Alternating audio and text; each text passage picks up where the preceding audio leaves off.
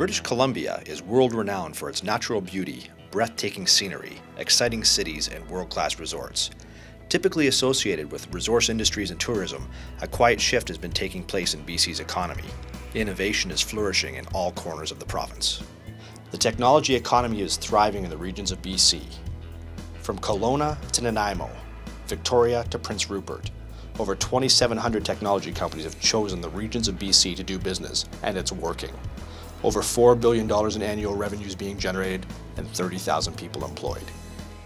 Innovators like Alterna Energy and Prince George have developed a clean technology that transforms carbon-based waste into biocarbon, which is then used to produce a high-density energy pellet that replaces fossil fuels in coal-fired plants around the world. Or Club Penguin, based in Kelowna, that created one of the world's largest and fastest-growing virtual environments for children and is now part of the Disney Interactive Media Group. The world is taking notice. Roslin's QFinsoft technology was recently recognized with a 2008 Innova Award for Product Development Excellence by the LED Journal for their software-based thermal design and optimization tools for electronic applications. The BC Regional Science and Technology Network is a not-for-profit society made up of the 9 member councils who work within their communities to aid the growth and development of innovative businesses in regional BC. They are focused on fostering the growth of our technology economy by serving as a vital component of BC's innovation infrastructure. With the ongoing support of the BC Innovation Council, the regional councils have a long-standing record of success in building the technology sector outside the Lower Mainland, dating as far back as 1989.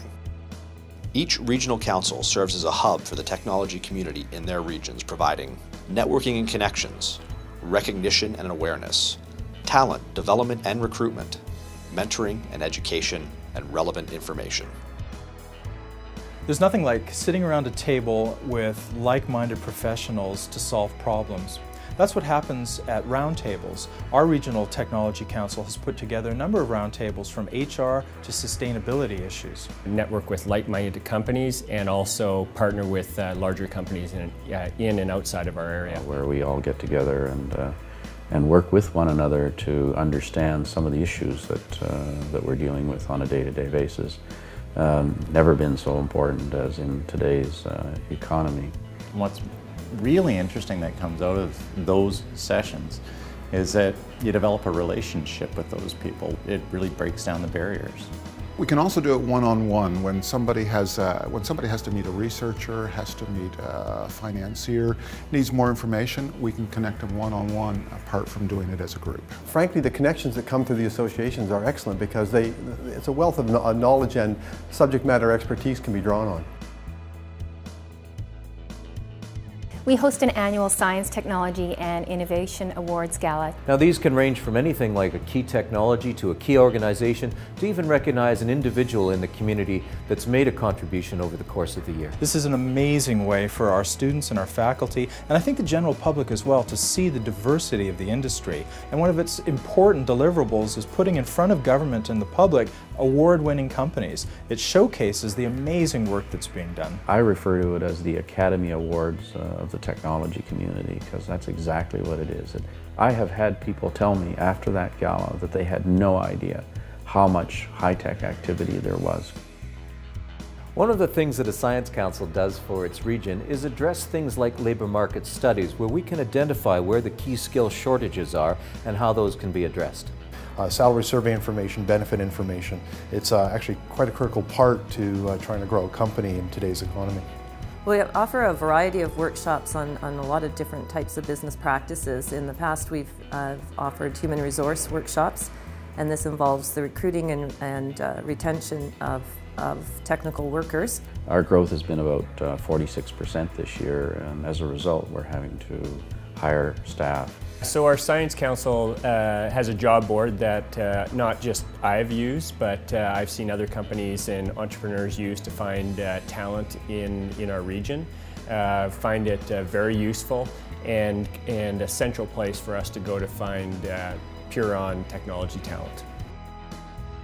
Our Science Council's Mentor Links program, they connected us with a mentor out of North Vancouver who had enormous experience. Now he's retired, but he'd gone all around the world selling technology. So the depth of his experience in actually working in the international field was fantastic. It's been very beneficial to many of my colleagues as well as ourselves, and just the general networking and business development practices that you get from the coaching and the mentoring sessions. Councils can play a role in connecting those companies or those individuals, the CEOs, with individuals who have done it before, have got the experience, the war stories, to help them learn how to move forward and grow their companies. The tech mentors have also helped us really connect with larger organizations, and that feedback not only helps your company grow, but it also helps you build your existing business network. I think one of the key factors to remember in providing information is that we live in the community. We work in the community, we're part of the community, so we have very close contact with everybody, and so our ability to connect people is quite easy and quite quick. The regional councils are really well networked with other organizations, both and individuals within their area and also across the province and nationally. We've found to help the tech companies in our region is to work one-on-one through our business liaison, doing outreach with the individual companies and trying to match them with the resources that they need to move forward.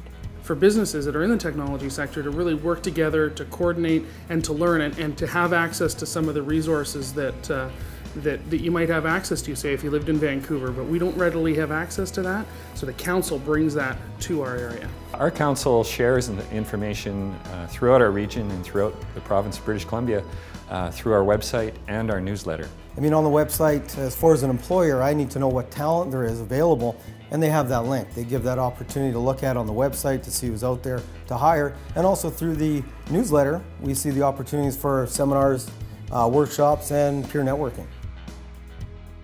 The Government of BC, and in particular the BC Innovation Council, provide the foundation for these councils to succeed. In return for the $1.82 million in annual funding from BCIC's Science and Technology Fund, the BCRSTN is able to leverage the support to put a total of $3.52 million to work for our innovation infrastructure, including 9 offices across BC, with 45 dedicated individuals working with 2,700 technology companies, all focused on growing BC's technology economy.